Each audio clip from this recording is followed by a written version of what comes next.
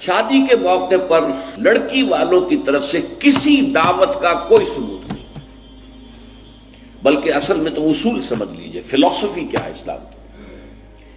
شادی کے معاملے میں لڑکی والوں پر کوئی بوجھ نہیں آنا چاہیے،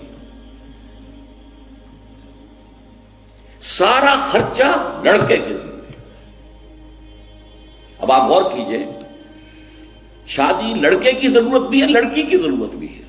لڑکے کی زندگی بھی نامکمل ہے بیوی کے بغیر، لڑکی کی زندگی بھی نامکمل ہے شوہر کے بغیر، دونوں کی برابر ضرورت ہے۔ لیکن مرد مہر دیتا ہے، عورت مہر لیتی ہے۔ کیوں؟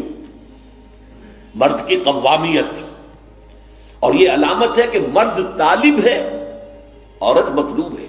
یہ مہر کوئی قیمت نہیں ہے، معاذ اللہ۔ بعض اوقات بعض نکاح خواہ کہہ دیتے بعوض اتنے مہر کے میں نکاح میں دیتا ہوں، بڑا غلط لفظ ہے۔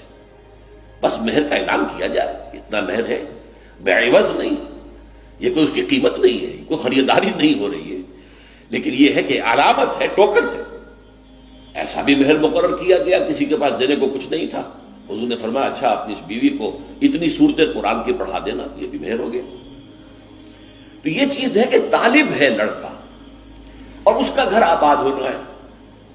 لڑکی کا معاملہ جو ہے وہ اس کے برعکس ہے، اس پر کوئی بوجھ نہیں آنا چاہیے۔ اس کے ماں باپ نے پال پوس کر تمہارے حوالے کر دی، شرم کرو کہ اس کے بعد تمہیں کچھ مزید چاہیے اس سے، اس سے بڑی بات کیا ہے؟ لہذا لڑکی والوں کی طرف سے دعوت طعام کا کوئی ثبوت نہیں، اس کی جڑ کٹنی چاہیے، زیرو۔ کوئی مشروب بھی نہیں، کوئی اور نہیں۔ بلکہ آپ کو معلوم ہے نکاح کی محفل میں چھوارے کون لے کے آتا ہے؟ لڑکے والے۔ اور پھر پلاؤ متنجن کس سے کھاتے ہیں؟ ذرا دیکھیے کس قدر یہ مزہ کا خیز صورت ہے۔ فرض کیجئے گئے ہیں آپ کسی کے گھر پر جا کر، لڑکی کے گھر پر جا کر نکاح ہو رہا، نکاح ہو گیا، اب چھوارے جو ہے لڑکے والوں کی طرف سے، اور اس کے بعد دعوت ہو رہی ہے، پلاؤ متنجن بریانی کس کی طرف سے؟ لڑکی والوں۔ کو عقل کے ناخن لو، تو کیا چھوارے نہیں وہ بانٹ سکتا تھا جس نے تمہیں مرغ پلاؤ کھلایا؟ یہ کیوں ہے؟ اس کو سمجھیے۔ ہمارے ہاں دو تہذیبیں گڑبڑ ہو گئی، ایک اسلامی تہذیب اور اس کا تقاضا، ایک ہماری جو پرانی ہندوانہ تہذیب ہے اس کے اثرات چل رہے ہیں۔ کوئی ثابت نہیں ہے، اس کی جڑ کاٹی جائے، کمی نہیں، جڑ کاٹی جائے۔ پھر میں کہوں گا کمی بیشی جو ہے یہ پھر وہ ریلیٹو ٹرمز ہو جاتی ہے، تو جہاں انگلی رکھنے کی جگہ ہوگی وہاں پورا ہاتھ اور پوچھا رکھ دیا جائے گا، جڑ کاٹی جائے۔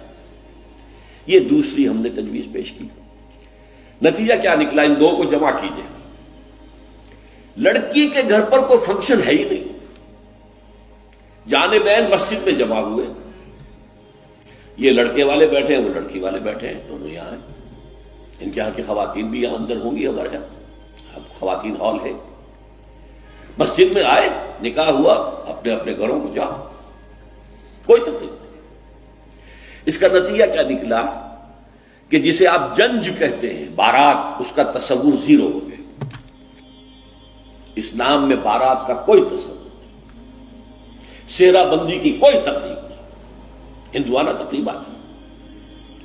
بارات کے لیے عربی میں کوئی لفظ ہی نہیں ہے، قرآن اور حدیث میں کیا ہوگا؟ عربی میں نہیں ہے، کوئی لفظ نہیں۔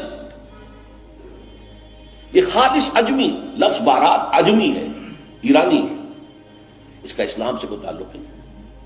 جڑ کٹ جائے اس کی۔ یہ بھی ہندوانہ تصور ہے۔ ہوتا کیا تھا؟ ایک گاؤں سے جا رہے ہیں، دوسرے گاؤں سے بیٹی لے کر آنی ہے، اور بیٹی کے ساتھ جہیز آنا ہے، اور راستے میں ڈاکو جو ہیں وہ لوٹ سکتے ہیں، تو یہاں سے جتھا لے کے جانا ہوگا، لہذا وہ جتھا بندی کر کے بارات جا رہی ہے۔ اب وہ جا کر جنج گھر جو بنے ہوئے ہیں وہاں پر ٹھہر رہی ہے، 2 دن 3 دن عیش کر رہے ہیں، مچھرے اڑا رہے ہیں لڑکی والوں کے پیسے پر، پھر وہ مال غنیمت سے لدے پھدے واپس آ رہے ہیں، لہذا وہ جتھا حفاظت کرتا تھا۔ یہ سارا ہندوانہ تصور ہے، اسلام سے کوئی تعلق نہیں۔ تو نمبر 1 نکاح مسجد میں، نمبر 2 کوئی دعوت طعام ہی نہیں، کوئی بھی نہیں، نو انٹرٹینمنٹ واٹس ایور لڑکی والوں کی طرف سے۔ اجتماع جانب مسجد، یہیں سے ڈسپرس۔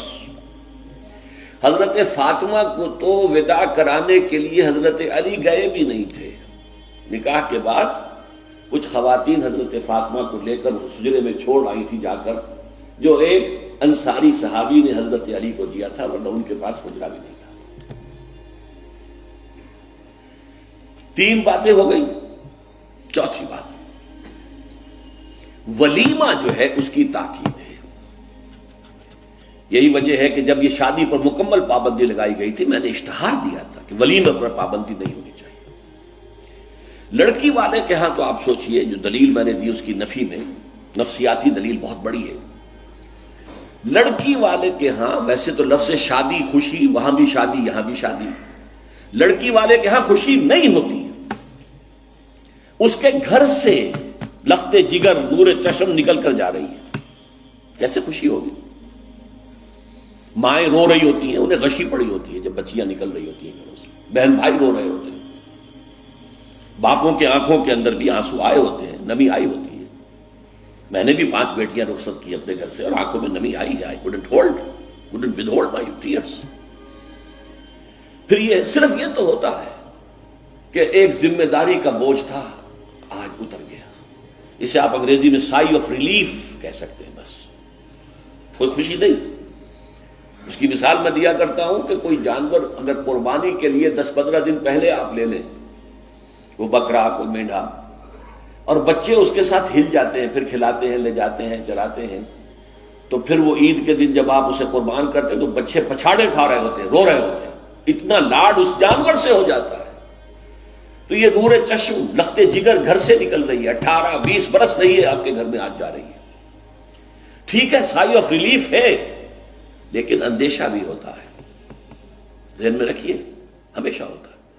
پتہ نہیں بیل منڈے چڑھے نہ چڑھے، موافقت مزاج کی ہو نہ ہو، نئے ماحول میں جانا ہے، ایڈجسٹمنٹ ہو نہ ہو، اپنی حد تک پورا اطمینان کر لیا ہے، دیکھ لیا ہے، سوچ بچار کر لیا ہے، لیکن کیا کہا جا سکتا ہے؟